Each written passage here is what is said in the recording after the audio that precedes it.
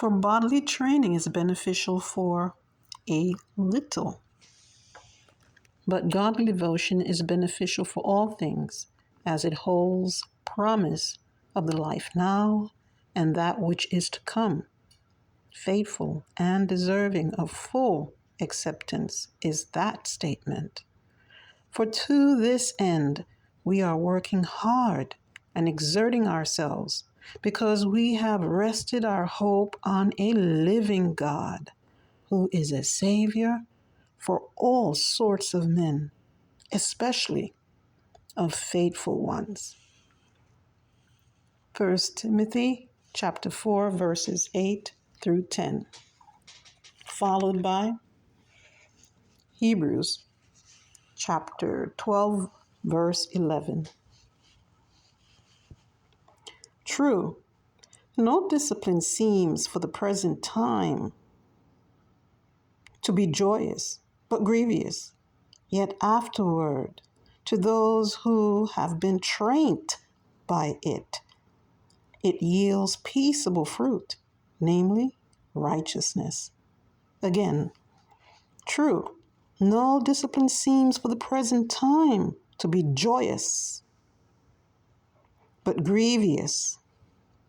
Yet afterwards, to those who have been trained by it, it yields peaceable fruit, namely righteousness. Again, that's Hebrews 12:11.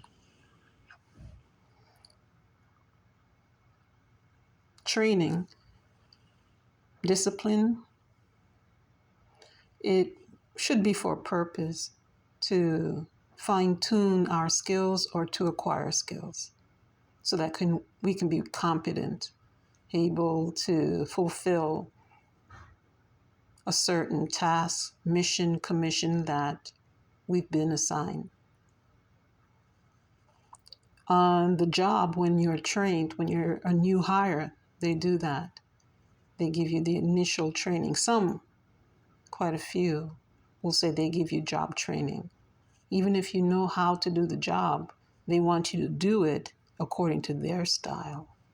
Everybody's training is not the same, even for a same task. If you're cooking the kitchen, you'd have to be familiar with that particular kitchen, that particular restaurant, that particular menu, that particular coworker, that particular whatever. And so you have to go through some kind of training, assimilation, in order to function according to the environment that you're in, even if you already know how to do the task. Some people believe that they're so proficient in doing things, they don't have to undergo any training. And in fact, they're insulted by it. They're insulted by anyone saying to them that let's do some training. Have you ever seen somebody skilled at what they do, say a musician? And what does the conductor ask of all the musicians? To do warm-up. To do warm-up and go through the scales again and get the feel for the instrument. And if you're playing a wind instrument, you have to get accustomed to the reed that you're using.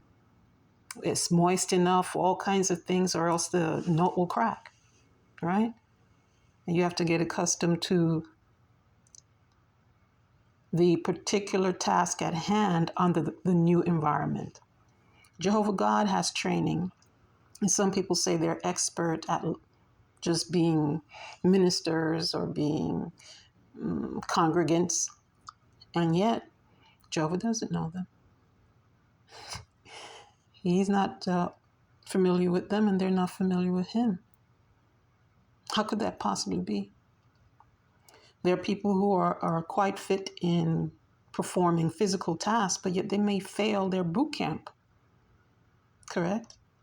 So in order to pass Jehovah God's training, we must actually get to know him and know that he's the savior of all sorts of men, especially the faithful ones. And no discipline at the time seems joyous but grievous. But if you're trained by discipline, not everybody's trained by it. Some people are walk out of discipline. Some people fail it. Some people are arrogant, say they don't need it.